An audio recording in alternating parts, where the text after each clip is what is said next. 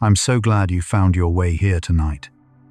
Your brain has been absorbing sound all day long. Every notification, every conversation, every distant hum of traffic and the world moving. And it has been quietly paying a cost for all of it.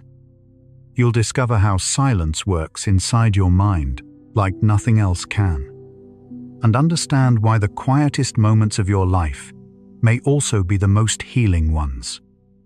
Welcome to Sleepy Science Facts. Wherever you are right now, perhaps lying still in a darkened room, the sounds of the day beginning to fall away, your breathing already finding its own slow and natural rhythm, allow yourself this moment of arrival. We'll journey through 100 psychology facts about the science of silence. From the first measurable changes inside your brain the moment noise disappears, to the hidden architecture of quiet, to the place where stillness and deep healing gently meet. This thoughtful journey through consciousness builds bridges between searching minds. A soft subscribe, like, or quiet share creates a pathway for more tired souls to discover this peaceful space, and brings us closer to protect this sanctuary for every restless mind who finds their way here. One peaceful night, one sleepy soul at a time. Your healing journey inspires ours. Let yourself settle completely here. Feel your jaw unclench, your breath deepen naturally. You can let these thoughts drift past without holding them. Sense that soothing heaviness enveloping you, like your consciousness slowly dimming its brightness.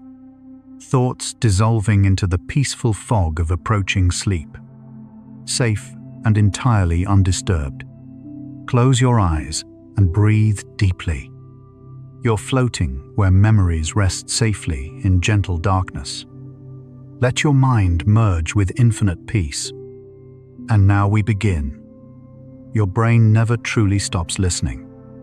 Even right now, as you lie still and the world outside grows quieter, the auditory cortex in your brain continues scanning the environment, processing sounds below conscious awareness, distinguishing safe noise from potential threat, and tracking the acoustic texture of the space around you. This is an ancient survival mechanism.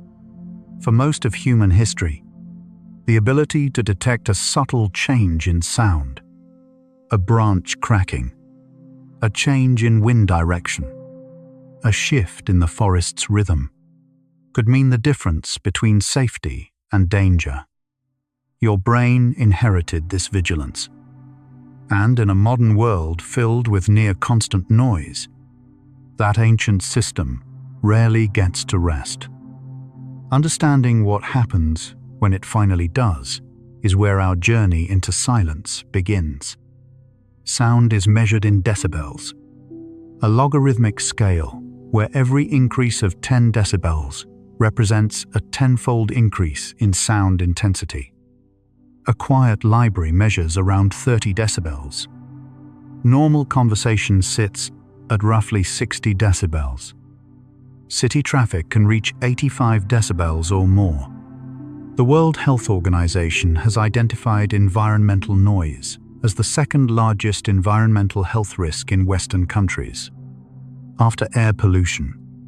Chronic exposure to noise above 55 decibels during the night, the equivalent of a quiet office or gentle rainfall, has been linked to elevated stress hormones, disrupted sleep architecture, increased cardiovascular risk, and measurable cognitive impairment. The damage is not always immediate or notable. It accumulates, slowly, the way water shapes stone. The opposite of noise is not simply the absence of sound. True silence, in scientific terms, is vanishingly rare. The quietest place on Earth is generally considered to be an anechoic chamber, an engineered room lined with foam wedges that absorb nearly all sound reflections, reducing ambient noise to below -9 decibels. Most people find these rooms deeply uncomfortable within minutes. Without external sound to anchor them, they begin to hear the sounds of their own body, blood moving through vessels, air shifting in lungs, the faint electrical hum of their own nervous system. The experience can feel disorienting. And yet, when people step back out into ordinary quiet, not perfect silence, but relative quiet, something measurable happens in the brain. Something that looks, in the data, like relief. In 2006, a study examining the physiological effects of different types of music on cardiovascular function produced an unexpected finding. Researchers had expected to observe the most profound relaxation responses during deliberately calming musical passages. Instead, the deepest and most consistent drops in blood pressure, heart rate, and breathing rate occurred during the 2-minute silent pauses inserted between musical tracks. The silence, not the music, produced the greater measurable relaxation. The researchers described this as the result of the brain's active downregulation, not simply the absence of stimulation, but a genuine physiological transition into a state of reduced arousal and increased restoration. Silence, it turned out, was not passive. It was something the brain actively received and actively used. The stress hormone cortisol is central to understanding what noise does to the body and what silence undoes. Cortisol is released by the adrenal glands in response to perceived stress, including the stress of unwanted or unpredictable sound. In small, well-timed doses, cortisol is essential. It sharpens attention, mobilizes energy, and prepares the body for action. But when cortisol remains elevated for extended periods, as it does in people chronically exposed to environmental noise, its effects reverse. Sustained high cortisol suppresses immune function, impairs memory consolidation in the hippocampus, promotes inflammation, disrupts sleep, and over time contributes to anxiety and depression. Research consistently shows that quiet environments produce measurable reductions in salivary and blood cortisol levels within minutes of noise cessation. The autonomic nervous system operates on a continuous balance between two modes: the sympathetic nervous system, which activates the body's stress and alert responses, and the parasympathetic nervous system, which governs rest, digestion, and recovery. Noise, particularly unpredictable, uncontrollable noise, consistently activates the sympathetic branch. Heart rate increases slightly. Muscle tension rises. The digestive system slows. Vigilance heightens. This happens whether or not you consciously register the sound as stressful. The body responds automatically, below the level of awareness. Silence reverses this. Studies measuring physiological arousal markers, including respiratory rate and skin conductance, show that quiet environments shift the balance toward parasympathetic dominance more reliably than most relaxation techniques that have been formally tested. The hippocampus is a small, curved structure deep within the brain that plays a central role in memory formation, spatial navigation, and emotional regulation. It is also one of the most stress-sensitive regions in the entire brain. Prolonged exposure to elevated cortisol as occurs with chronic noise stress, is associated with measurable reductions in hippocampal volume over time. This finding, replicated across multiple large-scale neuroimaging studies, represents one of the more quietly concerning aspects of chronic noise exposure. The memory center of the brain can physically shrink in response to sustained acoustic stress. By contrast, quiet environments support hippocampal health.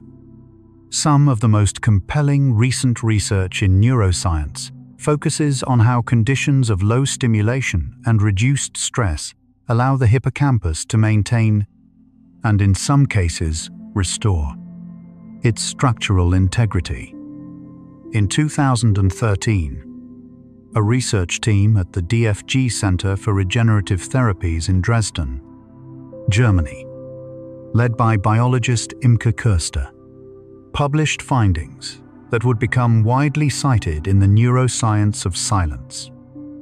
Working with adult mice, Kirsty's team compared the effects of different auditory conditions: music, mouse pup calls, white noise, and silence, on neural growth in the hippocampus. While some sounds increased cell proliferation in the short term, after 7 days, silence was the only condition in which newly formed cells continued to develop into mature neurons and remained integrated into the hippocampal network. 2 hours of silence per day produced a lasting neurogenic effect that no other sound condition sustained. The brain, it appeared, grows in a particular way in the quiet. Neurogenesis, the birth of new neurons, was once believed to be impossible in adult brains. For most of the 20th century, neuroscientists held that the brain you were born with was essentially the brain you would have for life, gradually losing cells over time with no possibility of regeneration. That understanding began shifting in the 1990s, with work showing that the adult hippocampus does, in fact, generate new neurons throughout life. This process is now understood to be essential to memory flexibility, learning capacity, and emotional resilience. It is also exquisitely sensitive to environmental conditions. Chronic stress suppresses neurogenesis. Physical exercise promotes it. And as Kirsty's research suggested, so does sustained quiet. The brain is not a fixed structure. It is a living, responsive organ, and it responds to silence. So here, 10 facts in. A picture is beginning to form. Silence is not merely the absence of something. It is a condition, a measurable physiological state, in which the brain shifts from vigilance to restoration, from cortisol elevation to cortisol release, from sympathetic arousal to parasympathetic rest. And in that state, curious things happen. Blood pressure falls, heart rate stabilizes, immune markers improve, and the hippocampus creates new cells. These are not subtle or uncertain effects. They are documented, replicated findings from research institutions across the world. The brain heals in the quiet.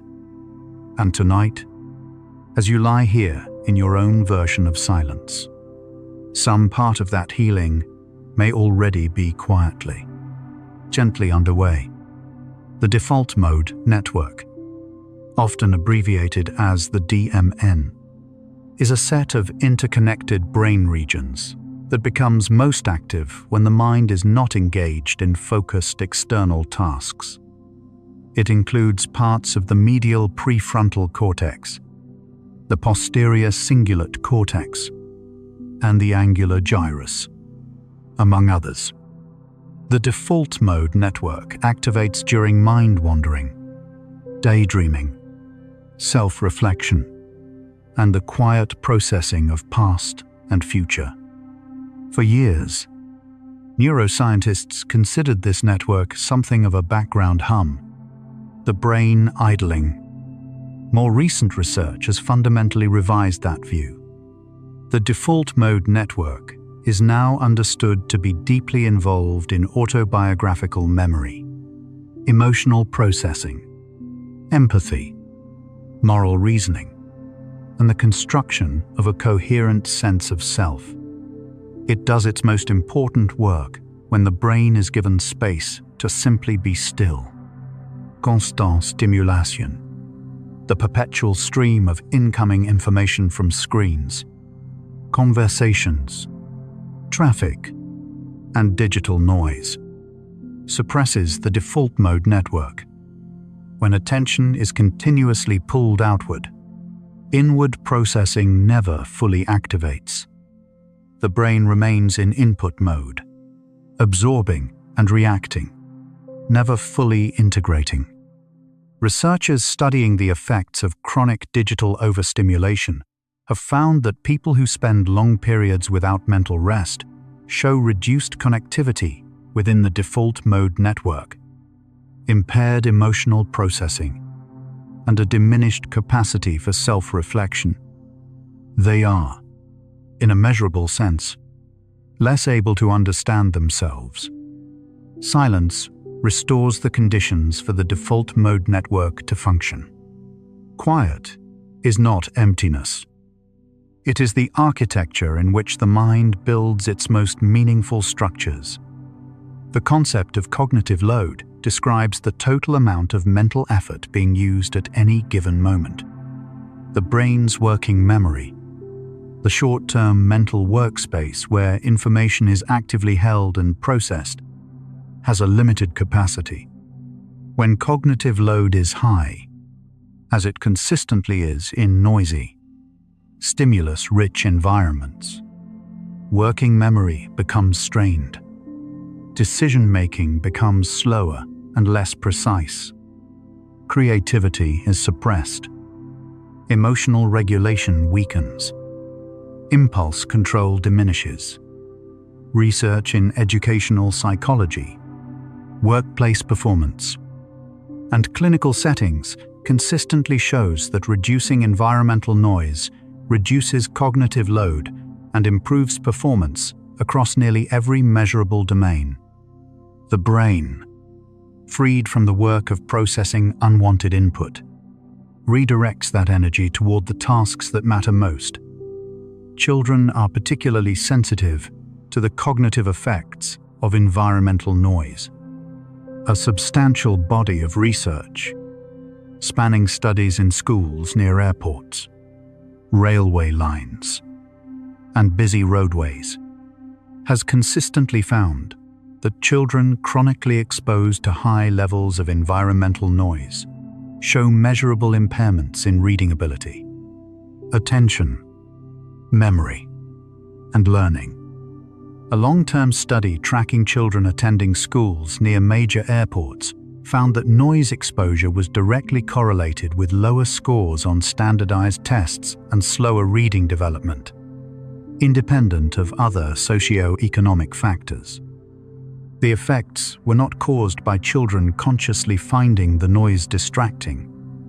They arose from the constant, low-level activation of the stress response, a physiological burden that the developing brain carries differently and more heavily than the adult brain. The relationship between silence and sleep is intimate and bidirectional. Noise disrupts sleep in ways that extend far beyond simple waking. Even noise that does not cause conscious awakening. Sound levels that register in the brain below the threshold of awareness. Measurably alters sleep architecture.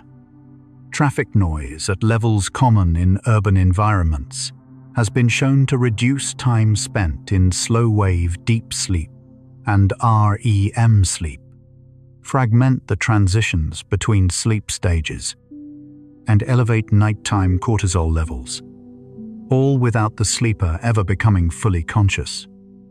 The result is sleep that feels adequate but is not. The body lies still for the right number of hours. But the restorative work, the memory consolidation, the cellular repair, the emotional processing, is quietly interrupted throughout. The World Health Organization's guidelines on environmental noise and sleep are among the most evidence-based recommendations in public health. Based on extensive research review, WHO has recommended that nighttime road traffic noise outside residential windows should remain below 45 decibels on average, roughly the level of a very quiet residential street late at night. Yet surveys of urban environments in Europe and North America consistently find that nighttime noise levels in residential areas exceed this threshold in most cities. The gap between the acoustic conditions our brains need for restorative sleep and the noise levels most of us actually sleep within is not small. It is a gap that, across a lifetime, accumulates into a meaningful physiological burden. One of the most interesting aspects of the brain's response to silence involves what happens in the auditory cortex itself. Neuroscientists had long assumed that this region, the part of the brain dedicated to processing sound, would simply become less active when no sound was present. Imaging studies revealed something more nuanced.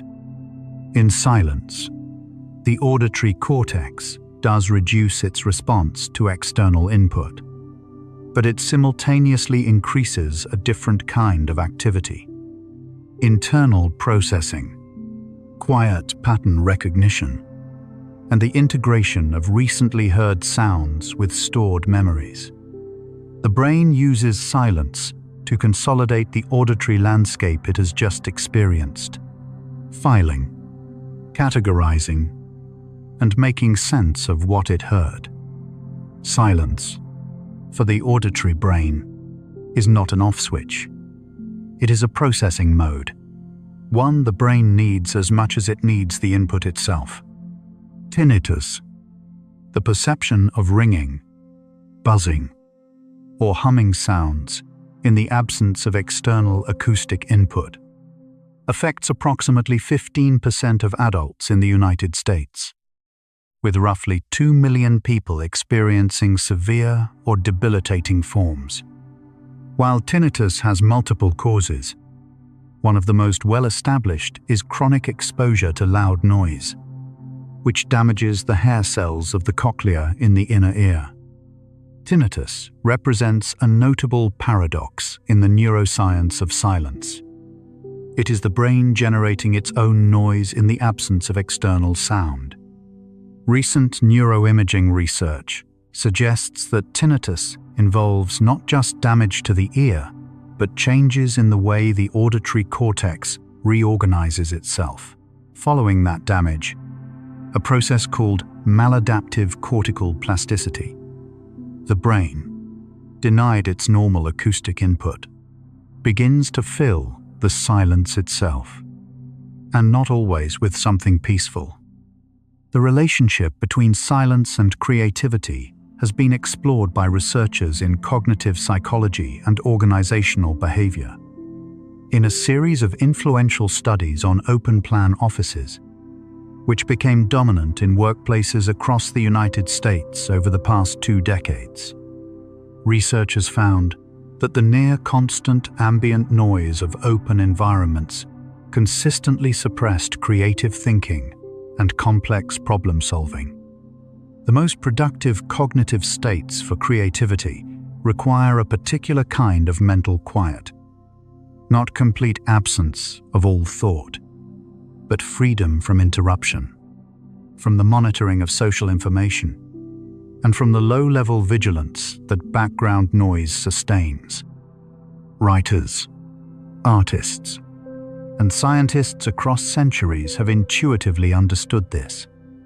The data now confirms what they sensed. The mind creates most freely when the environment falls quiet enough to stop demanding its attention. Mindfulness meditation, one of the most extensively researched psychological interventions of the past 2 decades, produces many of its documented benefits through the deliberate cultivation of inner quiet. In mindfulness practice, the practitioner does not try to eliminate all mental content. Instead, they practice observing thoughts and sensations without engaging or reacting to them, creating a functional silence within, even in the presence of external sound.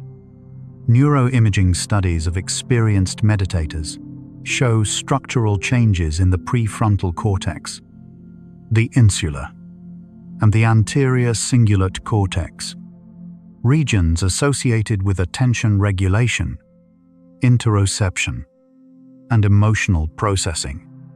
These changes are associated with reduced reactivity to stress, improved immune function, and greater emotional resilience. The mechanisms overlap meaningfully with what silence itself produces in the resting brain. The Japanese practice of Shinrin-yoku, literally translated as forest bathing, involves immersive, quiet time spent among trees, without the goal of exercise or destination.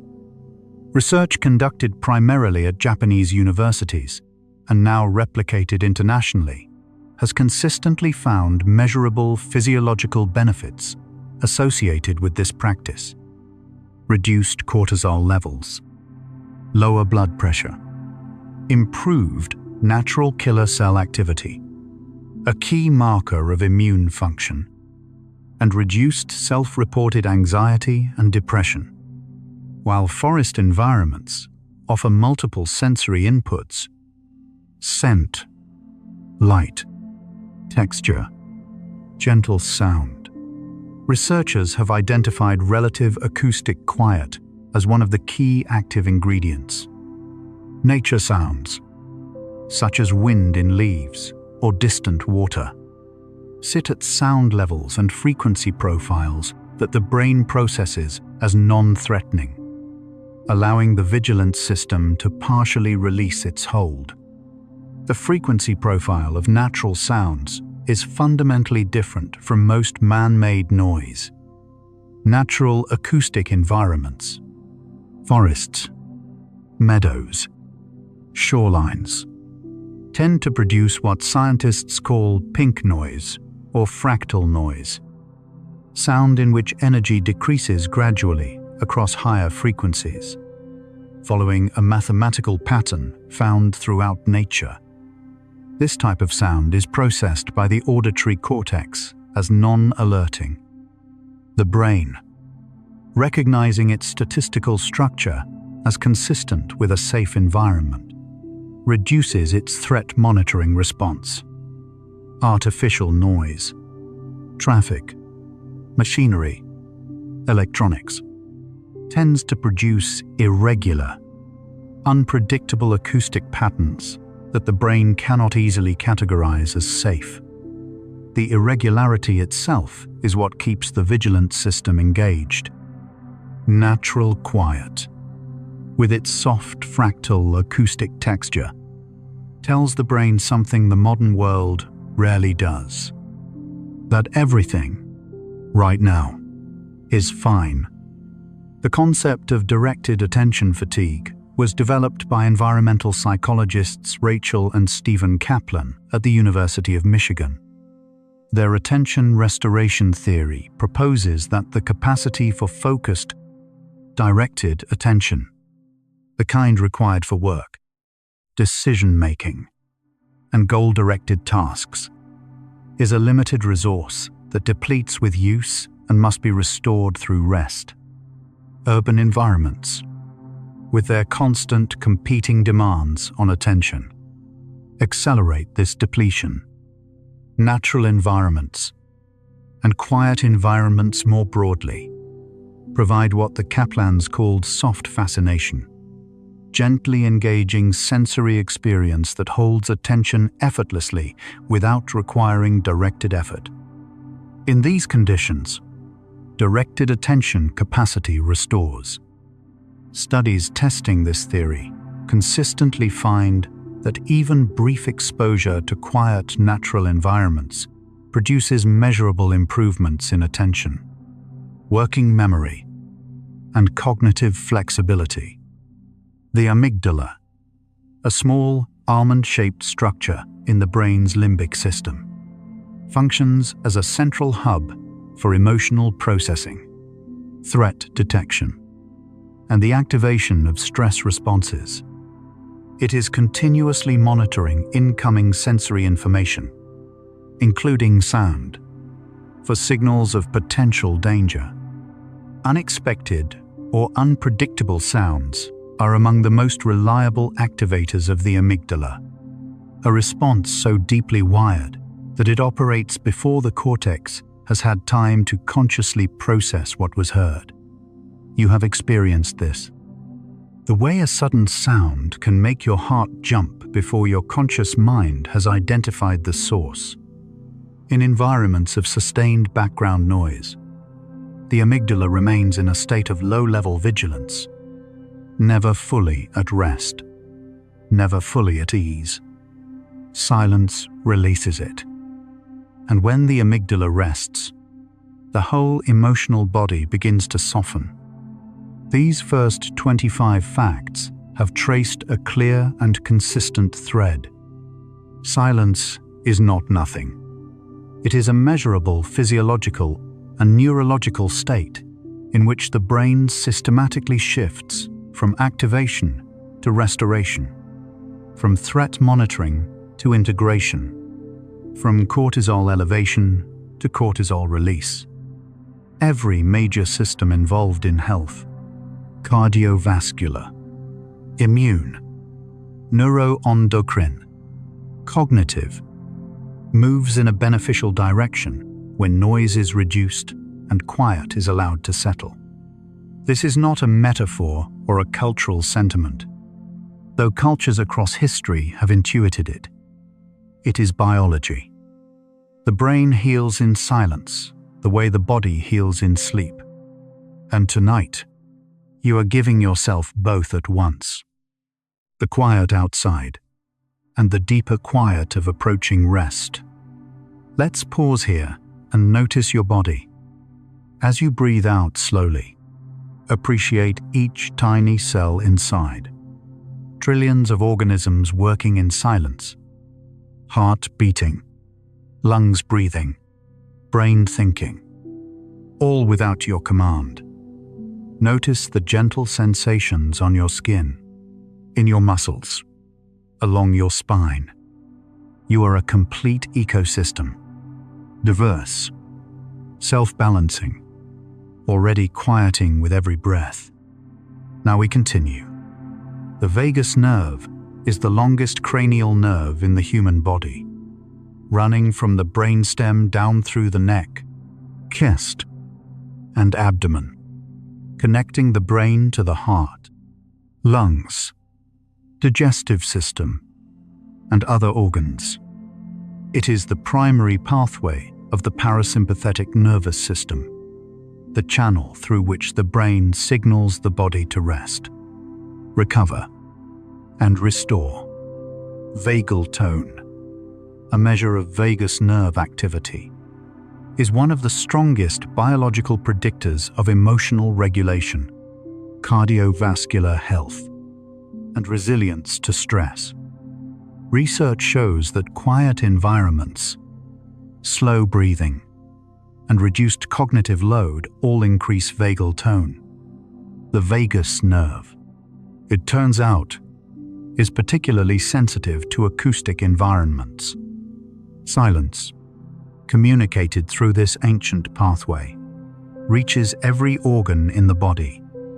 Heart rate variability, the natural, healthy variation in time between heartbeats, is directly governed by the autonomic nervous system and is one of the most sensitive measures of the balance between sympathetic and parasympathetic activity. High heart rate variability indicates a flexible, resilient nervous system, one that can quickly shift between states of activation and rest. Low heart rate variability is associated with chronic stress, cardiovascular disease, depression, and reduced cognitive performance. Studies measuring heart rate variability in quiet environments consistently show increases within minutes of noise reduction. The heart, quite literally, becomes more flexible in the quiet. Its rhythm gains the subtle, healthy variation that indicates a body at peace. Blood pressure responds to acoustic environments in ways that are both immediate and cumulative. A single exposure to loud noise produces a brief, measurable rise in systolic blood pressure. Sustained exposure to environmental noise, particularly traffic noise during sleeping hours, produces more persistent elevations. A major epidemiological review examining data from hundreds of thousands of people across Europe found that long-term residential exposure to road traffic noise was associated with significantly increased risk of hypertension, independent of other cardiovascular risk factors. The mechanisms involve both direct activation of the sympathetic nervous system and noise-induced disruption of sleep, which independently raises cardiovascular risk. Quiet neighborhoods, it appears, offer a gentle protective effect on heart health. The silence around you is not merely pleasant. It may be protective. The relationship between noise exposure and mental health has been the subject of increasing research attention. Population-level studies consistently find associations between residential noise exposure and elevated rates of anxiety, depression, and psychological distress, associations that remain meaningful even after controlling for income, housing quality, and other social determinants of health. The mechanisms are multiple. Chronic cortisol elevation affects mood-regulating brain circuits. Sleep disruption impairs emotional processing. The constant low-level vigilance required by unpredictable noise environments produces what researchers describe as allostatic load, the cumulative physiological cost of chronic stress adaptation. One of the more quietly concerning findings in this literature is how gradually this burden accumulates, too slowly to feel notable, yet real enough to measure across populations. The immune system and the nervous system are more deeply interconnected than was understood even 20 years ago. The field of psychoneuroimmunology maps the pathways through which psychological and neurological states influence immune function. And the evidence for the impact of chronic noise stress on immunity is substantial. Elevated cortisol and other stress hormones suppress the activity of natural killer cells, reduce the production of certain antibodies, and promote the inflammatory signaling associated with a wide range of chronic diseases. Conversely, parasympathetic activation, reliably produced by quiet environments, promotes anti-inflammatory signaling, supports natural killer cell activity, and improves the body's capacity to mount an effective immune response. When you rest in silence, your immune system rests and recovers alongside your nervous system. Research into the cognitive effects of silence has begun to identify specific time thresholds, durations of quiet that produce measurable neurological changes. Studies suggest that even 20 minutes of quiet, defined as an environment below 50 decibels with minimal cognitive demands, produces measurable reductions in cortisol, improvements in mood, and increased activation of the default mode network. Longer durations of quiet, particularly 1 to 2 hours of quiet rest or slow, non-demanding activity in quiet settings, produce deeper and more lasting changes. Brain imaging shows that extended quiet allows the prefrontal cortex to shift from its executive, task-focused mode toward a quieter, integrative mode associated with reflection, emotional processing, and self-understanding. The brain uses the time. It is never truly idle. Introversion and sensitivity to noise are related but distinct psychological traits. Research in personality psychology has examined why some people find noise significantly more difficult than others. And the answers are rooted in neurological differences in arousal regulation rather than simply preference or temperament.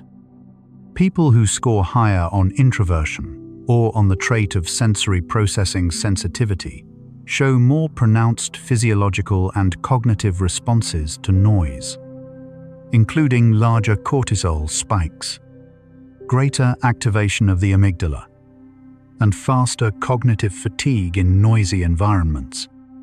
For these individuals, access to quiet is not a preference or luxury. It is a physiological requirement. Their nervous systems reach their optimal functioning state at lower levels of external stimulation. And silence is genuinely restorative in a way that louder environments simply cannot be.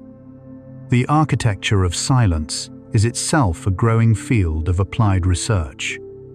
Acoustic design, the science of shaping sound environments in buildings, workplaces, healthcare settings, and public spaces, has evolved substantially as evidence for the health effects of noise has accumulated. Hospital design, for example, has undergone significant revision in recent years. Studies consistently showing that hospital noise disrupts patients' sleep, elevates pain perception, slows recovery, and increases patient distress have led to new guidelines for sound levels in care environments. Libraries, schools, and workplace designs increasingly incorporate sound-absorbing materials, acoustic barriers, and quiet zones. The built environment is being redesigned, slowly, around a growing scientific understanding of what the human brain needs. More silence than most modern spaces currently provide. The perception of silence varies meaningfully across cultures and individuals. In some East Asian philosophical and contemplative traditions, including certain schools of Zen Buddhism, Taoism, and various indigenous practices, silence is not understood as absence, but as presence. A quality of awareness that can be cultivated and deepened. The Japanese concept of ma describes a meaningful pause, a space between sounds or events that carries its own weight and significance. The Finnish concept of hiljaisuus, roughly translated as quietness, is considered a social and spiritual value rather than simply an acoustic condition. These cultural frameworks, while distinct in their philosophical grounding, align with what neuroscience is independently discovering. That silence is not the absence of something valuable. It is itself something valuable, something the brain and the body actively need. The voice of the mind in silence is different from its voice in noise. Research on inner speech, the internal monologue that most people experience as a near-continuous stream of verbal thought, suggests that its quality and content shift measurably depending on external acoustic conditions. In noisy environments, inner speech tends toward reactive and fragmented processing, responding to interruptions, monitoring the environment, managing competing inputs. In quiet, inner speech shifts toward what psychologists describe as elaborative and reflective processing, longer, more coherent chains of thought, greater emotional depth, and more meaningful self-examination. The quiet mind thinks differently, more slowly, more thoroughly, more honestly. This is, in part, why the experience of silence can feel both peaceful and, at first, gently confronting. Sleep scientists increasingly emphasize the role of pre-sleep quiet in the quality of what follows. The hour before sleep, the pre-sleep period, appears to function as a neurological transition window during which the brain begins its shift from waking to sleeping modes. Elevated noise, bright light, and intense cognitive activity during this window can delay sleep onset, suppress melatonin production, and reduce the proportion of restorative deep sleep in the first half of the night. Conversely, a quiet, low-stimulation pre-sleep period allows this transition to proceed smoothly. Heart rate decreases. Core body temperature begins its nightly decline. Cortisol levels fall. The brain, given the environmental conditions it needs, begins moving towards sleep with the same natural ease with which the sky moves toward darkness at the close of day. The glymphatic system, the brain's internal cleaning mechanism, operates with particular efficiency during slow-wave deep sleep. In the research that first described it, scientists found that the space between brain cells expanded by approximately 60% during sleep, allowing cerebrospinal fluid to move more freely through brain tissue and carry away metabolic waste products, including proteins associated with neurodegeneration. This remains one of the leading hypotheses for why sleep is biologically essential. And while researchers continue to refine their understanding of exactly how and when this cleaning occurs, the relationship between deep, quiet sleep and long-term brain health is supported across multiple lines of evidence. Noise disruption that fragments deep sleep interferes with this process. The silence that protects your sleep tonight may also, in some quiet and gradual way, be protecting the long-term health of your mind. Children learning language appear to benefit substantially from periods of acoustic quiet. Language acquisition depends on the brain's ability to detect fine-grained acoustic patterns in speech, subtle differences in phoneme timing, pitch, and rhythm that distinguish one word from another. Background noise masks these patterns, making the acoustic landscape harder to parse and learn from. Studies of language development in noisy home environments consistently find that children exposed to higher levels of background noise, particularly constant television, digital media, or traffic noise, show slower vocabulary development and later mastery of complex grammatical structures compared to children in quieter environments.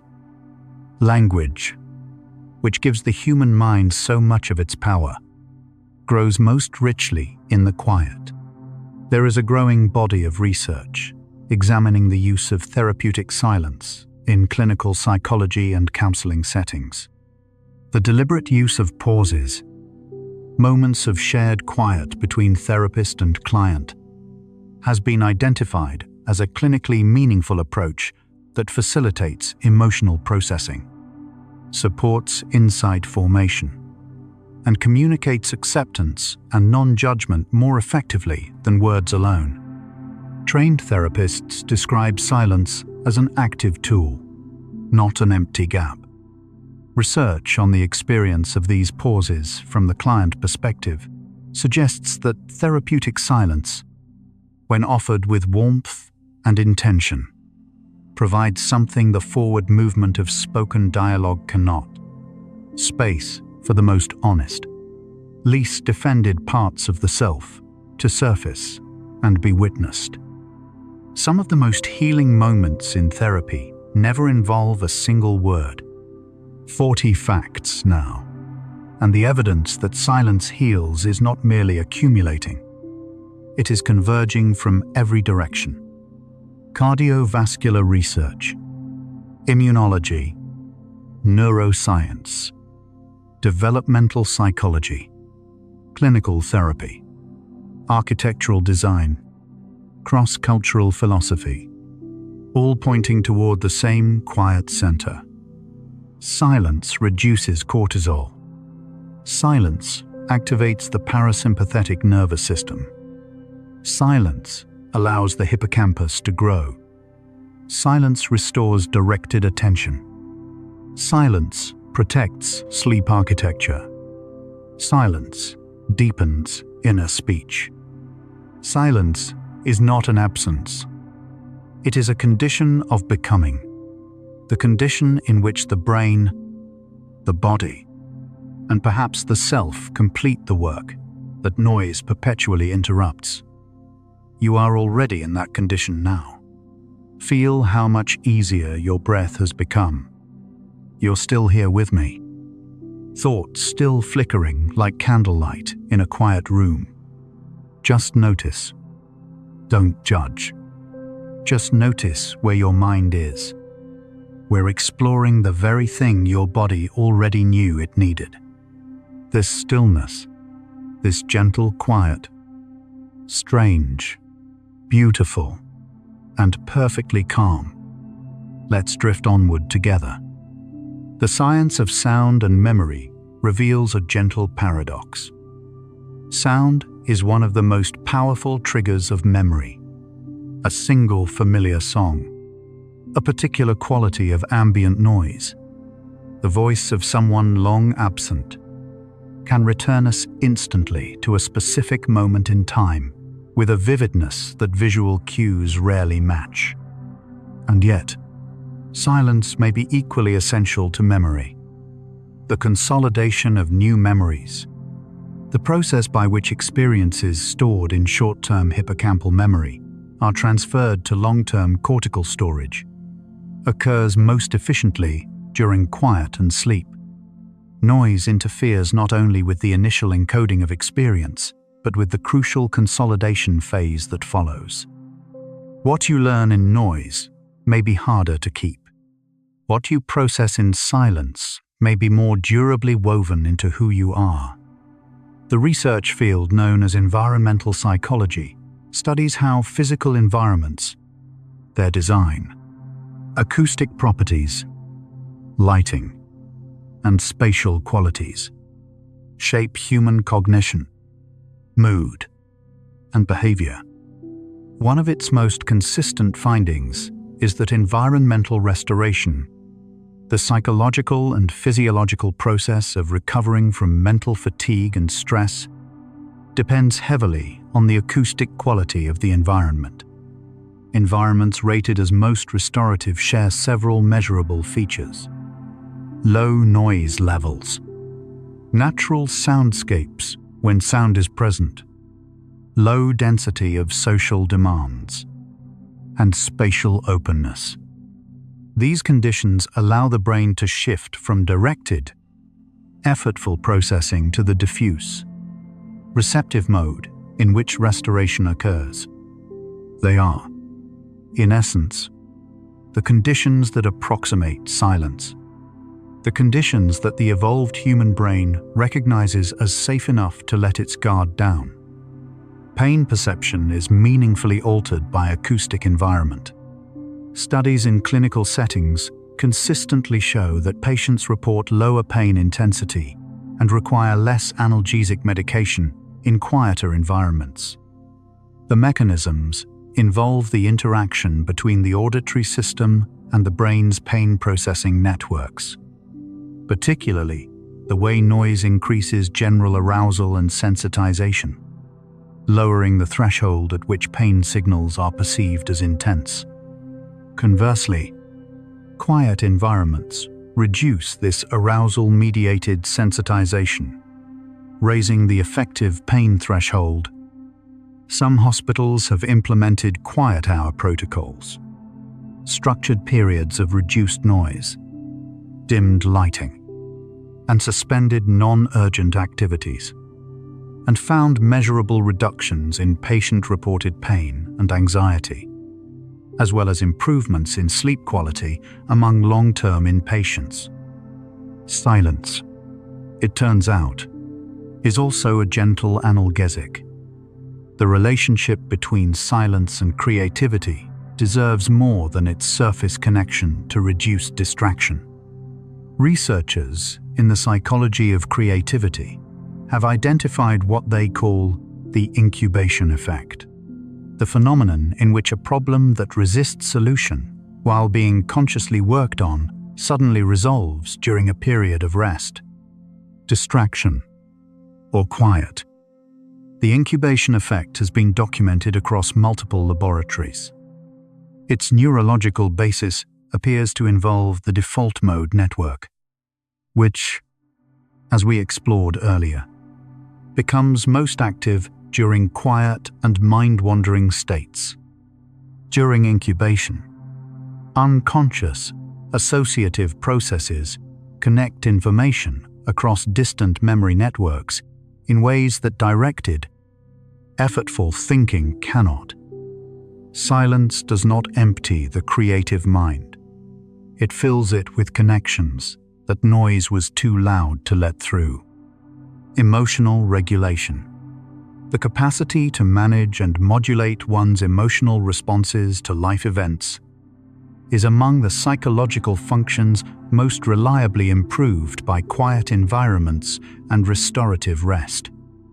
Research in affective neuroscience shows that the prefrontal cortex, which exerts regulatory control over the emotional reactivity of the amygdala, requires both sleep and quiet periods of low stimulation to maintain its regulatory capacity. When people are sleep-deprived or chronically noise-stressed, prefrontal amygdala connectivity weakens. Emotional reactions become larger, more rapid, and harder to modulate. Irritability, reactivity, and emotional fatigue all increase. Quiet is not merely pleasant for the emotionally taxed mind. It is physiologically necessary for the restoration of the neurological circuits that allow us to respond to life's difficulties with patience and care. The neuroscience of listening itself offers insight into the restorative value of certain kinds of natural sound. Research using functional MRI to examine brain responses to different acoustic environments found that natural soundscapes, forests, streams, gentle rainfall, ocean waves, produced a notable pattern of neural activity. Compared to urban noise, natural sounds were associated with reduced activity in the default mode network regions associated with self-focused, ruminative thought, and increased activity in the medial prefrontal cortex regions associated with outward attention. This suggests that natural soundscapes shift attention gently outward, away from the inward focus that characterizes overthinking, toward a softer, less self-referential mode of awareness. The sound of rain, heard from a warm and quiet room, may be doing something quite specific to a worried mind. Research on contemplative practices, including silent sitting meditation, Quaker silent worship, and various monastic traditions of silence, has begun to produce neurological data.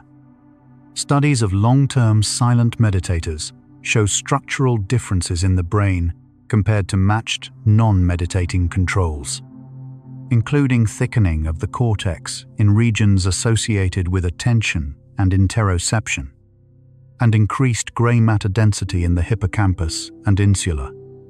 These structural differences appear to scale with the cumulative hours of silent practice, suggesting a dose-response relationship between time spent in deliberate, quiet, and measurable neurological change. The brain, shaped by silence the way a riverbed is shaped by water, becomes structurally different, more attentive, more resilient, more itself. There is an emerging field of research examining what happens to social cognition, the capacity to understand other people's mental states, motivations, and emotions under conditions of noise, stress versus quiet. Studies suggest that chronic noise stress impairs theory of mind performance, the ability to accurately attribute mental states to others and predict their behavior. This appears to occur through the mechanism of cognitive load depletion. When mental resources are continuously taxed by noise management, less capacity remains for the nuanced, effortful cognitive processes that underlie empathy and social understanding. People in chronic noise environments may not simply be more irritable or more distracted. They may, in a measurable sense, be less able to understand each other. Silence, in this framing, is also a social good.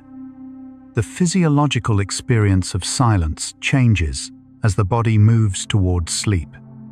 As sleep pressure increases and the body moves deeper into the pre-sleep transition, the auditory system undergoes a gradual process of acoustic gating, a progressive filtering of external sound that reduces the probability of non-threatening sounds reaching conscious awareness. This is the experience many people describe as the world fading away as they drift towards sleep. Sounds that were clearly audible an hour earlier seem to grow muffled, distant, and increasingly irrelevant. The brain is not losing its ability to hear. It is actively choosing, based on a complex assessment of threat level and sleep need, to stop acting on most of what it hears. You are in that process now. The quiet around you is becoming quieter still. Halfway through our journey, and the question at the heart of this video has been answered. In its scientific essentials, many times over. Silence heals the brain, because the brain was designed, through millions of years of evolution in environments far quieter than the modern world, to use quiet as a signal. The signal that it is safe enough to stop monitoring, safe enough to begin restoring, safe enough to grow. Every physiological response to silence, the cortisol drop, the parasympathetic shift, the hippocampal neurogenesis, the default mode activation, the emotional regulation improvement, is the brain answering that ancient signal with its ancient response. And that response, encoded into biology long before cities or screens existed, is still there, waiting, reliably, for you to get quiet enough to let it begin. And imagine, even when everything seems full, there is always space between sounds, between thoughts, between breaths. The space inside and around you is never truly empty.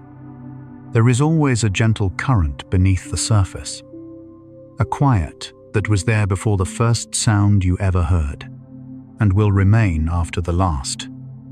You are resting in that space now. Now we continue the journey. The developing infant brain is shaped profoundly by its acoustic environment. Research in developmental neuroscience has found that even in the womb, from approximately 24 weeks of gestation, the auditory system begins responding to sound. The sounds an infant hears, or does not hear, in the weeks and months following birth, influence the pruning and strengthening of neural connections that determine the architecture of lifelong auditory and language processing. Premature infants in neonatal intensive care units exposed to high levels of medical equipment noise, show different patterns of auditory cortex development compared to those in quieter environments. Some NICUS have responded by implementing acoustic shielding and quiet protocols that have produced measurable improvements in developmental outcomes. The youngest brains are the most sensitive to the silence they are given or denied. Silence and the experience of awe are more closely linked than casual consideration might suggest.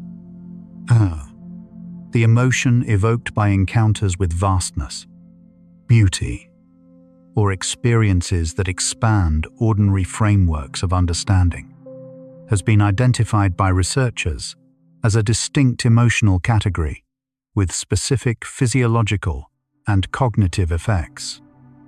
Studies on awe find that it reliably reduces self-focused thinking, expands the perceived sense of time available, promotes prosocial behavior, and reduces markers of inflammation.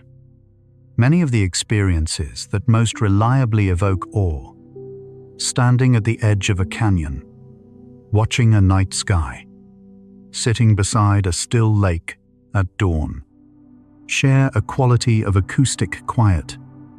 Silence and awe may co-arise, each gently amplifying the other in the receptive, open mind. The noise floor of the modern world has risen considerably over the past century. Researchers analyzing long-term acoustic recordings estimate that ambient noise levels in most inhabited areas of the United States have increased by approximately 10 decibels over the past 50 years. Given the logarithmic nature of the decibel scale, a 10 decibel increase represents a tenfold increase in sound intensity. This means that the average American today experiences ambient acoustic environments roughly 10 times more intense, in terms of energy, than someone in the same location 50 years ago. The biological systems that evolved to process and respond to sound are operating in conditions they were never designed for. The gradual adaptation to this reality has happened too slowly to feel noticeable, but its cumulative biological cost is real. National parks and protected natural areas in the United States are, among their many other ecological values, among the last repositories of genuine acoustic quiet available to most Americans. The National Park Service has actively monitored natural soundscapes within park boundaries, documenting both the acoustic baseline of natural quiet and the encroachments of human-generated noise, from aircraft overflight, road traffic, and visitor activity. Research conducted by the NPS Natural Sounds Program has found that human-generated noise intrudes into over 60% of protected natural areas in the United States, measurably altering the acoustic environment. The quiet that people seek in wilderness is not simply an aesthetic preference. It is a biological resource, as real and as finite as clean water. The experience of silence varies between individuals in ways shaped by personal history, psychological health, and cultural background. For people who grew up in environments marked by conflict, unpredictability, or threat, silence may not initially feel peaceful. It may, gently but genuinely, feel unsettling. This is because the nervous system of a child who learned to read quiet as the precursor to danger may have encoded silence as a warning signal rather than a safety signal. Research on adverse childhood experiences and autonomic nervous system development helps explain why some people feel drawn to fill quiet with noise. Music, television, conversation, rather than rest in it.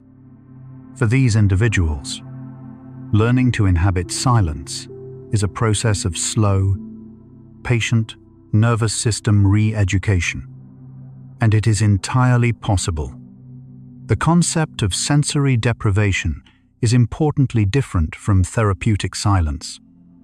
Sensory deprivation, the near total elimination of all sensory input, produces effects quite different from ordinary quiet. Extended sensory deprivation produces hallucinations, anxiety, and cognitive distortion in most people within hours. The brain, evolved to process a constant flow of sensory information, begins generating its own input when deprived of external signals. This is not what silence advocates or sleep researchers are describing. The silence that heals is not isolation or deprivation.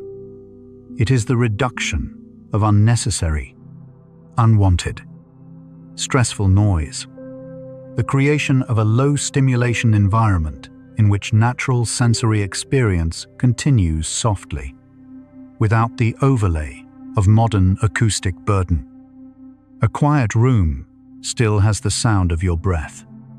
That is exactly enough. The relationship between silence and personal identity has been explored by philosophers and increasingly by psychologists.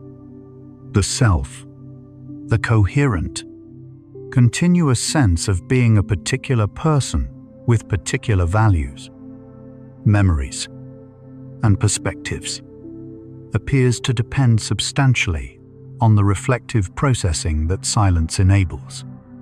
Researchers studying the effects of constant stimulation and digital noise have begun documenting what they describe as a reduced capacity to maintain a coherent self-narrative under conditions of perpetual distraction. Silence, by allowing the default mode network to engage in self-referential processing, supports the ongoing work of becoming and staying recognizable to ourselves. Quiet is not withdrawal from life. It is the condition in which the thread of who we are can be followed back to its beginning.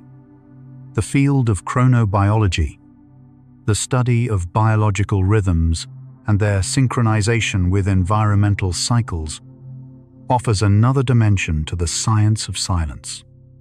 Circadian rhythms, the roughly 24-hour biological clocks that govern sleep, hormone release, body temperature, and dozens of other physiological processes, are entrained primarily by light, but acoustic environment also plays a role. Noise at night desynchronizes circadian rhythms by disrupting sleep architecture and elevating nighttime cortisol, which antagonizes melatonin. Quiet nighttime environments support the clean, consistent biological signals that allow circadian systems to function precisely when the night is acoustically quiet, as it was for the vast majority of human evolutionary history. The body's biological clocks run with greater accuracy. Research on silence and decision-making has found measurable effects of acoustic environment on the quality of choices people make. Studies examining decision-making under noise versus quiet conditions consistently find that noise increases cognitive load, reduces the capacity for deliberate, analytical thinking, and shifts decision-making toward more reactive, heuristic-based strategies. People making financial, medical, or interpersonal decisions in noisy environments tend to rely more heavily on mental shortcuts and show reduced capacity for weighing long-term consequences against immediate rewards. The quieter the environment in which an important decision is made, the more fully the reflective, rational systems of the prefrontal cortex can participate in making it. Important choices deserve the quiet they rarely receive. There is growing research interest in what might be called the acoustic ecology of the mind. The idea that just as physical ecosystems require certain conditions to flourish, the psychological ecosystem of the mind requires certain acoustic conditions to function at its best. Noise pollution is, in this framework, an ecological disruption, one that gradually degrades the internal environment in which thinking, feeling, remembering, and becoming oneself takes place. The remediation of this disruption does not require dramatic intervention. Modest reductions in noise exposure, turning off background media, choosing quieter routes, spending time in parks and green spaces, protecting the acoustic environment of the bedroom, produce measurable psychological and physiological benefits. Small doses of silence, given regularly, heal the way that small doses of sunlight do. Gently, consistently, reliably. The neuroscience of reading offers a quiet illustration of the cognitive value of silence. Reading, particularly deep, sustained, literary reading of the kind that requires imagination, inference, and emotional engagement, activates the default mode network extensively. The brain regions involved in understanding narrative, simulating the mental states of characters, and following complex causal sequences are among the same regions that silence activates during self-reflection. Noise consistently impairs reading comprehension and the depth of engagement with text. There is a reason libraries are quiet. It is not merely social convention. It is a recognition, arrived at intuitively across cultures and centuries, that the kind of thinking that reading requires, slow, interior, imaginative, happens most fully in the conditions that silence creates. The benefits of silence extend to the body's capacity for physical healing. Research in psychoneuroimmunology and integrative medicine has documented measurable improvements in wound healing, infection resistance, and recovery from illness in patients housed in quieter hospital environments. The pathways are multiple: reduced cortisol, improved sleep, lower cardiovascular stress, and enhanced natural killer cell activity all contribute to a physiological environment more conducive to physical repair. Some researchers have proposed that acoustic environment should be considered a standard variable in clinical care protocols alongside temperature, lighting, and nutrition, an environmental therapeutic in its own right. The body heals not only through medication and procedure, it heals in the conditions the brain needs to allow the body's own repair systems to work undisturbed.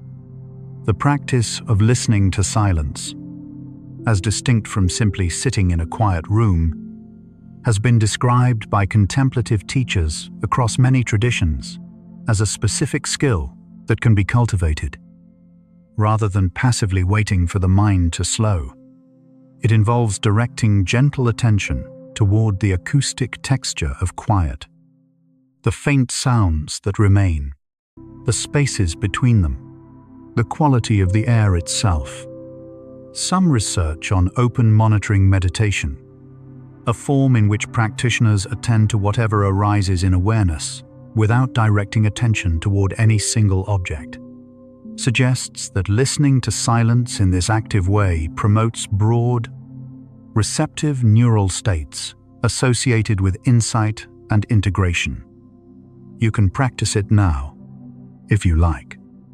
Simply allow yourself to listen to what remains.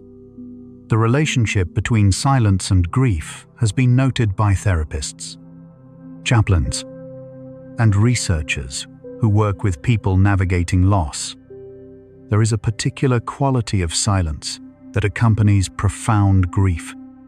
The silence left behind by a presence that is no longer there. Research on bereavement and the brain shows that grief activates many of the same neural circuits involved in physical discomfort. including in the anterior cingulate cortex. The silence of loss is real, and sitting with that silence, rather than filling it, appears to be part of how the grieving mind eventually, gently, finds its way back to itself. Silence does not erase absence, but it offers the only space in which absence can be honestly met and slowly held. The science of attention restoration suggests that the optimal environment for cognitive and emotional recovery is not one of perfect silence, but one of soft, natural acoustic complexity, gentle flowing water, birdsong, wind through trees, sounds that are complex enough to hold attention lightly without demanding effort, predictable enough to feel safe, and quiet enough to allow the default mode network to remain partially active. This is, in a meaningful sense, the acoustic environment in which the human brain evolved over hundreds of thousands of years. An environment of gentle, natural sound and expansive quiet. The brain returning to this acoustic context is, in some deep biological sense, coming home. Everything else is more recent, and the brain still carries the memory of the original quiet. Research on the neuroscience of presence, the subjective sense of being fully in the present moment, rather than lost in thoughts about the past or future, consistently identifies acoustic quiet as one of its most reliable environmental supports. Neurologically, presence is associated with activity in the insula, a region involved in interoception, body awareness, and the felt sense of existing in the present moment, and with reduced activity in the narrative ruminating networks of the default mode network. Quiet supports both of these shifts. In silence, the internal noise, the cycling of worries, plans, and judgments loses some of its urgency, and what remains, simply, is now. There is a quality of attention that ancient languages captured with words that modern English has largely lost. The Greek word hesychia described a state of stillness and inner quiet, not the absence of mental activity, but a gathered, luminous quality of awareness that emerges when ordinary restlessness is stilled. The Sanskrit word shanti, often translated as peace, more precisely means the cessation of mental agitation. The Arabic word sukun, meaning stillness or tranquility, shares its root with the word for dwelling, the quiet in which a person truly inhabits themselves. These words, and the traditions they carry, describe experiences that neuroscience is now, in its own language, beginning to map. They are the same experience, and it begins with something as simple as this: the willingness to be quiet. Sleep itself is, among its many qualities, a form of enforced silence. The loss of conscious awareness that accompanies the descent into sleep is, in part, a profound acoustic disengagement. The brain's assessment of the environment continues, but its threshold for treating sound as requiring a conscious response rises considerably. The world becomes very quiet inside sleep, not because it is quiet outside, but because the sleeping brain has, temporarily and by design, stopped letting most of it through. This nightly acoustic withdrawal is one of the gifts of sleep, the gift of being, for a few hours, genuinely unreachable by the noise of the world. You are approaching that gift now. Feel the sounds around you beginning to matter less. Feel the quiet inside growing larger. The neuroscience of lullabies and sleep music offers a bridge between sound and silence. Research on auditory entrainment. The tendency of biological rhythms to synchronize with external acoustic patterns shows that slow, rhythmically predictable music or ambient sound reliably reduces heart rate, respiratory rate, and cortisol levels. Researchers have also found that this effect is most pronounced when the music or sound gradually decreases in volume and complexity over time, approaching silence, mimicking the acoustic contraction of the natural environment as night deepens. The brain, following this pattern, allows its own arousal to contract accordingly. This is the principle underlying many sleep content formats. The gradual movement toward quiet, the voice becoming softer, the music growing more distant, mirroring the natural acoustic arc of the night. There is research suggesting that specific auditory patterns, known as binaural beats, an auditory phenomenon created when two slightly different frequencies are delivered separately to each ear, may support theta brainwave states associated with the transition between wakefulness and sleep. While the evidence base for binaural beats continues to develop and findings vary, the most consistent results have been found in the theta range, 4 to 8 Hz, associated with drowsiness and the edge of sleep. What is notable is not the technology itself, but what it reveals. The sleeping brain is exquisitely responsive to acoustic signals that suggest safety, predictability, and gentle descent. It is listening for permission to let go. The acoustic environment of the natural world at night has its own biology. Frogs, crickets, nightjars, and nocturnal insects create acoustic patterns that, like daytime natural sounds, follow the fractal distribution of pink noise. These sounds, which would have surrounded our ancestors throughout the span of human evolutionary history, may carry a biological signal, the signal that the nighttime environment is stable, that no unusual presence is near, and that it is safe to sleep. Urban environments have replaced this ancestral acoustic backdrop with traffic, machinery, aircraft, and electronically generated noise. There is a reason that rain sounds, forest recordings, and gentle cricket audio have become among the most widely used sleep aids in the modern world. They are, in a real sense, the acoustic message that says, "You are safe. You can rest now." Neuroimaging research comparing the brains of people raised in consistently quiet environments with those raised in chronically noisy environments has found structural differences in auditory cortex organization and in the development of cortical networks associated with attention and executive function. These are not deterministic findings. The brain's plasticity means that environmental influences on neural architecture can be modified throughout life, but they underscore the significance of the acoustic environment during development and, by extension, the value of providing children and adults with consistent access to genuine quiet. The acoustic environment you live in is not a neutral backdrop. It is a developmental and physiological input, shaping the brain as surely, if more quietly, as the food you eat or the sleep you get. The subjective experience of silence deepens as the mind grows quieter. This is a personal reflection, a description of inner experience rather than a quantified scientific measurement.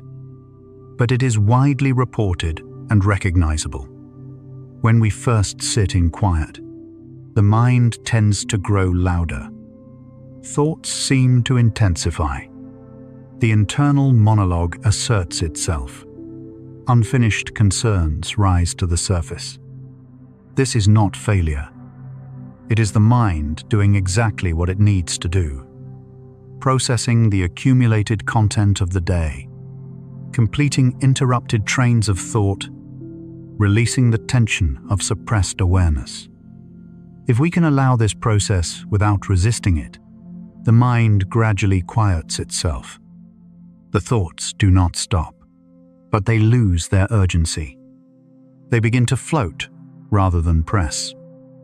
And in the spaces between them, something still and clear begins to show through.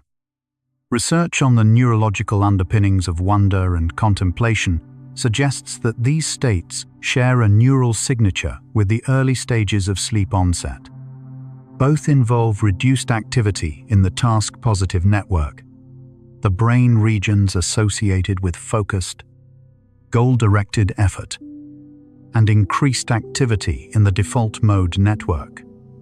Both are associated with a loosening of ordinary cognitive categories, a softening of boundaries, and an increased receptivity to associations that would not arise in more directed mental states. Contemplation is, in a neurological sense, a waking version of what the sleeping brain does naturally. And wonder, the quiet, open astonishment that gentle facts can sometimes produce in a still and receptive mind, is perhaps the most peaceful path between the waking world and the sleeping one. 75 facts into this journey. The answer to our title question has been answered many times, from many directions. Why does silence heal your brain? Because the brain was built in silence. Because it runs on silence, the way a muscle runs on oxygen. Because the systems that keep it healthy, hippocampal neurogenesis, the parasympathetic nervous system, the default mode network, the glymphatic process, the circadian clock, all do their best work in conditions of quiet. Because the stress response that chronic noise perpetuates was designed for brief emergencies, not a lifetime of background activation. And because, beneath all the noise the modern world has added to the experience of being human, there is still a biology that remembers what quiet was for. You are made of that biology. And tonight, you are giving it what it has been waiting for. You might be feeling very tired now. That's perfectly fine. Breathe slowly. Feel the cycles. The lungs breathe in and breathe out. The heart beats and rests between each beat. The mind receives and releases. All cycles, all rhythms within the larger silence that holds them.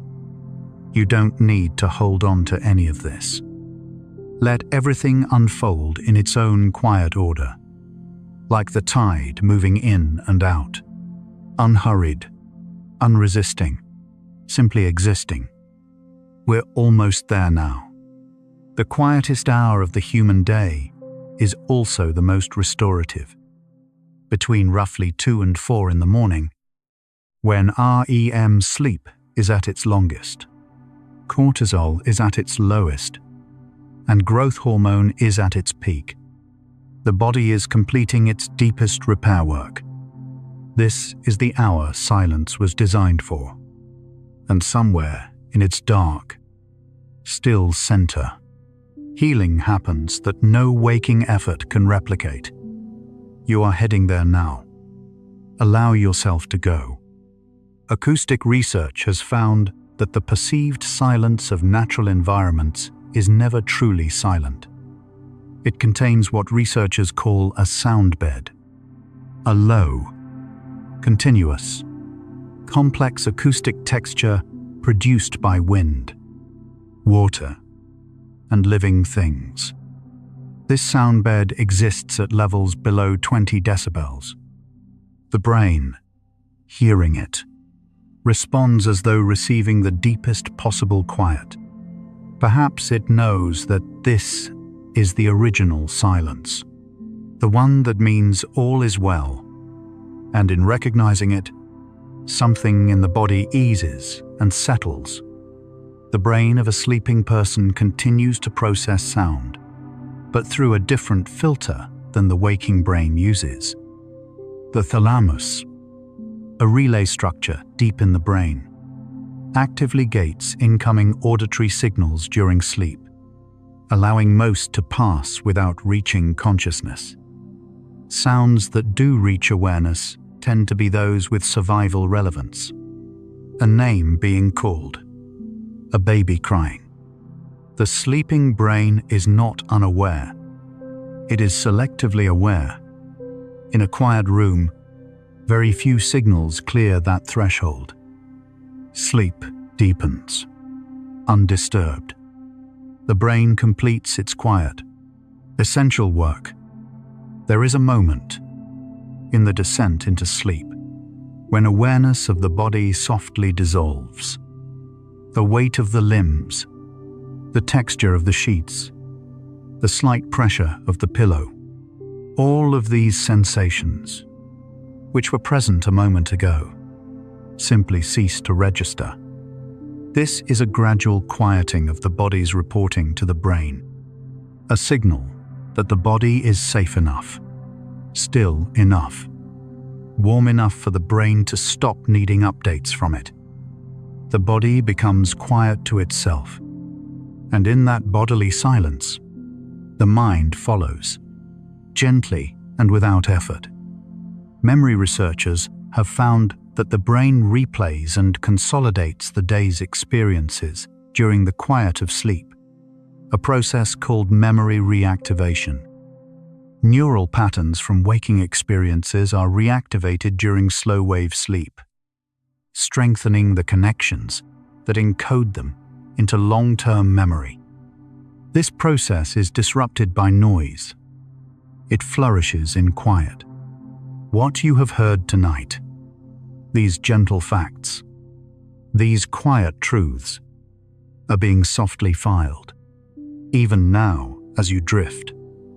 Somewhere, the mind is keeping what matters most. Animals, like humans, seek acoustic quiet for rest and recovery. Research on birdsong has found that birds in noisy urban environments sing at higher pitches to be heard above traffic, expending more energy in the effort. Studies of marine mammals have found that whale communication patterns are affected by ocean noise, creating stress responses measurable in hormone levels. The need for quiet is not a human peculiarity. It is a biological universal. Every creature with a nervous system requires periods of reduced acoustic load. The whole of the living world settles into quiet to recover. And tonight, so do you. The first researchers to study the neurological signature of sleep found that the brain's electrical activity progresses through distinct stages marked by different wave patterns. As sleep deepens, brain waves slow from the fast beta waves of alert wakefulness through the calmer alpha waves of relaxed awareness, into the theta waves of light sleep, and finally into the large, slow delta waves of deep restorative sleep. This progression, from the noise of waking to the slow pulse of deep rest, mirrors, in the brain itself, the arc from sound to silence. The quieting of the mind is not metaphorical. It is electrical. It is measurable. It is already happening in you.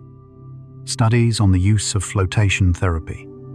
Immersion in a warm, skin temperature salt solution in a darkened, soundproofed tank have found consistent reductions in anxiety, pain, and stress markers following single and repeated sessions. Acoustic silence is among its defining features. Research published in medical and psychology journals has found that even single 1-hour flotation sessions reduce blood pressure, lower cortisol, and produce subjective states of deep relaxation that participants describe as unlike ordinary rest. The most profound quiet the body can access produces the most profound restoration. You are in your own version of that now. Gravity, slowly, is becoming less insistent. The visual and auditory systems are deeply interconnected. Research on the multisensory brain has found that auditory input influences visual processing. What we hear affects what we see, and how attentively we look influences what we register from sound. In quiet environments, visual processing tends to become more receptive and less effortful. The brain, freed from the need to simultaneously manage auditory vigilance, can attend to visual experience with greater depth. This is one reason that quiet deepens aesthetic experience. Art, nature, and beauty are perceived more fully when the acoustic environment allows the brain to be completely present. In the quiet, everything becomes slightly more vivid. And then, slowly, beautifully, everything fades. The experience of waking up after a genuinely quiet night's sleep is distinctly different from waking after a noisy one. Research documents that subjects who slept in acoustically protected environments report higher morning mood, better cognitive clarity, faster reaction times, and lower subjective stress within the first hour of waking. The body that slept in quiet has had its cortisol regulated overnight. Its immune markers are in better balance. Its emotional processing circuits have completed their overnight work without interruption. Waking from genuine quiet sleep is like emerging from still, clear water, refreshed, oriented, carrying none of the turbulence of the night before. Silence between people carries its own language. Research in social psychology has documented the communicative richness of shared silence between individuals who know and trust each other. Comfortable silence, the ability to be quiet with another person without anxiety or the compulsion to fill the space, is considered a marker of intimacy and psychological security in close relationships. Couples who can sit quietly together without discomfort report higher relationship satisfaction. The willingness to be silent with someone else is, in its quiet way, one of the deepest forms of trust. And silence with oneself requires the same thing. A trust that what you are, in the quiet, is enough. The brain's sensitivity to sound decreases during deep sleep, not only because the thalamic gating mechanism filters incoming signals, but because the sleeping brain produces protective bursts of activity called sleep spindles, short bursts of synchronous neural firing that appear, in part, to shield the sleeping cortex from disruption by external stimuli. Research has found that people who produce more frequent and larger sleep spindles are less likely to wake from environmental noise and maintain more stable sleep architecture. Sleep spindle production increases with sleep pressure and practice, one of the mechanisms by which the well-rested sleeper, over time, becomes a more protected one. There are places in the world where acoustic ecologists have recorded what they call 1 square inch of silence. Locations so remote and acoustically protected that human-generated noise intrudes for fewer than 15 minutes out of every 24 hours. Gordon Hempton, a sound recordist, identified such a place in the Hoh Rainforest in Olympic National Park in Washington State. He documented the extraordinary richness of genuine natural quiet, layers of birdsong, insect sound, water movement, and wind. Sounds of great complexity, yet so gentle that the overall acoustic environment feels, to any being that encounters it, like peace. These places are rare now, and their rarity tells us something about what we have lost, and what the brain still quietly hopes to find. The subjective quality of silence deepens as the night deepens. This is a personal reflection, an impression of inner experience. But it is real and widely recognized. The silence of midnight is different from the silence of late afternoon. The silence of a sleeping house is different from the silence of an empty room in daylight. Something in the acoustic ecology of nighttime, the stillness of the world, the absence of human intention, the way sound travels differently when the day has ended, creates a quality of quiet that feels to the resting body and the drowsing mind, unlike any other. You are inside that silence now. It is wider than the room. It is older than the night. The final stage of sleep onset, the hypnagogic state, is a threshold experience in which ordinary waking consciousness begins to dissolve. Thoughts lose their linear structure and become images. Images become scenes. Scenes acquire the emotional weight of dreams. The body has already grown still. The room, the night, the quiet surrounding the bed, all of it is growing more distant with each breath. This is where the brain completes its transition from the noise of the day to the silence of sleep. And it does so with a natural grace that requires nothing from you, only the willingness to stop holding the waking world in place and allow it to quietly, gently recede. Researchers studying positive emotions and neurological well-being have identified a state they call equanimity, a quality of stable, non-reactive mental calm that is distinct from simple happiness and more durable than it. Equanimity is not absence of feeling.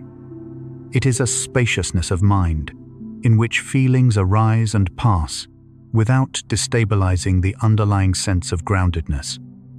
Studies of long-term meditators find that equanimity appears measurably different in experienced practitioners. Lower amygdala reactivity, faster recovery times following stress, and higher baseline parasympathetic tone. Equanimity, it appears, is something the brain learns in the quiet. And once learned, it gently stays. Each breath you take right now is quieter than the one before it. This is the body finding its natural resting rhythm, the rhythm it returns to when the demands of the day have been set down, when the noise that required constant monitoring has faded, when the nervous system has been given enough quiet to begin completing the transition it has been preparing for since the sun went down. Your breath does not need to be directed or managed. It knows what to do. It has always known. In the quiet, it simply does it. The last sounds a sleeping person typically registers before losing consciousness are often the most ambient, the most consistent, the most rhythmic. The hum of a ventilation system, the distant sound of rain, the soft settling of the house, their own breathing. These sounds do not interrupt sleep because they are predictable. The brain, assessing them, finds nothing new to report. And in finding nothing new, it allows itself to go further in.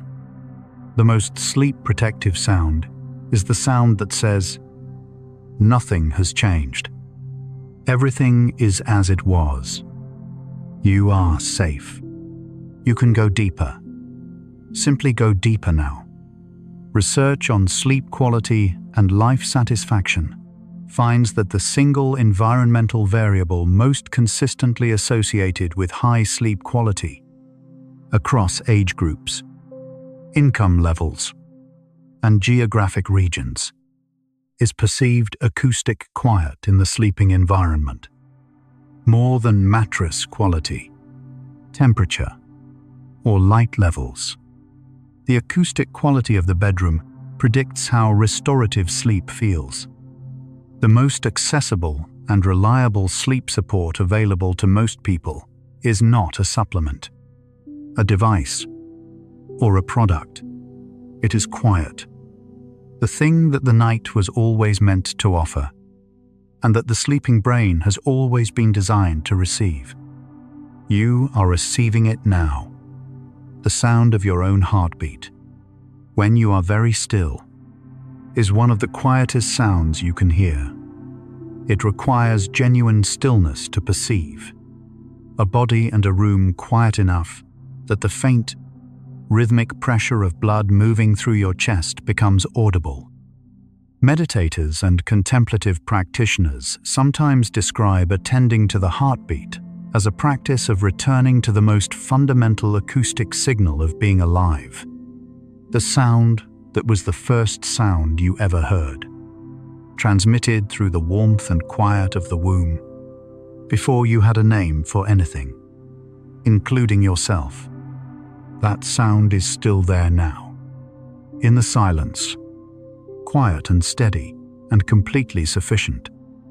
And so, our quiet journey through the science of silence comes to a gentle close.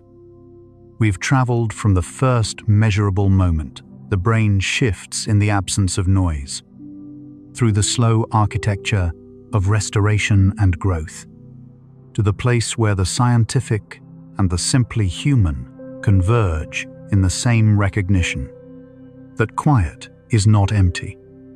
That silence is not the absence of life. It is one of its most essential conditions. We've glimpsed how the hippocampus grows in the quiet, how the heart becomes more flexible in stillness, how the default mode network weaves together the threads of who we are when the noise stops demanding our attention. From the ancient acoustic ecology of forests and night skies, to the faint electrical rhythm of the sleeping brain, to the simplest truth, that the mind heals most deeply when the world grows quiet enough to let it.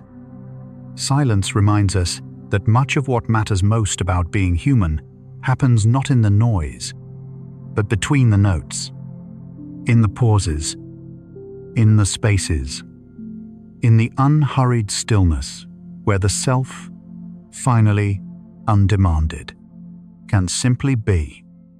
The quietest moments of a life are rarely its least significant. They are often its most honest. The moments where nothing is being performed, nothing is being managed, and what remains is something real. Without silence, the mind cannot complete itself. Without quiet, the body cannot heal. By pausing to rest in stillness, we do not remove ourselves from life. We return to it, whole. In these final minutes, take the deepest breath you can, as deep as possible. Think about consciousness itself. Yours, mine, everyone listening tonight. All of us in our separate rooms, in our separate darks, all resting in the same fundamental silence that underlies all sound. You are not separate from that silence. You are resting inside it, the way a word rests inside the quiet that makes it audible. Think about how every sound in the world arises from silence and returns to silence. How the first breath arose from quiet and will one day return to it. How right now, in this room, you are already there, already in the quiet that was always waiting. Let your entire being dissolve into the soft darkness, into the breath that needs no guidance, into the stillness that was always there beneath the noise. Prepare for deep sleep. No boundaries left. Only peace. If this thoughtful exploration of the mind's need for quiet helped you relax, fall asleep, or simply breathe more freely tonight, a gentle like and subscribe helps other sleepless souls discover this peaceful space too. It only takes a moment, but it means the world to us. One quiet tap, one sleepy soul at a time. But there's no need to do anything now. Nothing at all. You've traveled far tonight, farther than most journeys take you. You can allow these thoughts of silence and healing to fade now, like the last light dissolving at the end of a long, still afternoon, leaving only the soft, clean calm behind. Let your breathing deepen. Let your body feel heavier, as if the earth beneath you has quietly, gently, increased its gravity just enough to hold you more completely. If sleep comes, let it carry you like a slow tide moving inward, smoothly, inevitably, into a realm where time and weight no longer matter. If your eyes are still open, the next video is waiting for you, ready to continue the journey. But if they're closed, stay there. Stay in the darkness that feels safe and warm. Tomorrow, the world will still be there with all its sound and motion. But tonight belongs to stillness. Rest well, quiet soul. And remember, the silence you've been searching for was never far away. It was here, beneath everything, the whole time, waiting for you to stop long enough to hear it. Fall asleep to gentle facts, where science meets sleep. Dream deeper with bedtime science. Good night.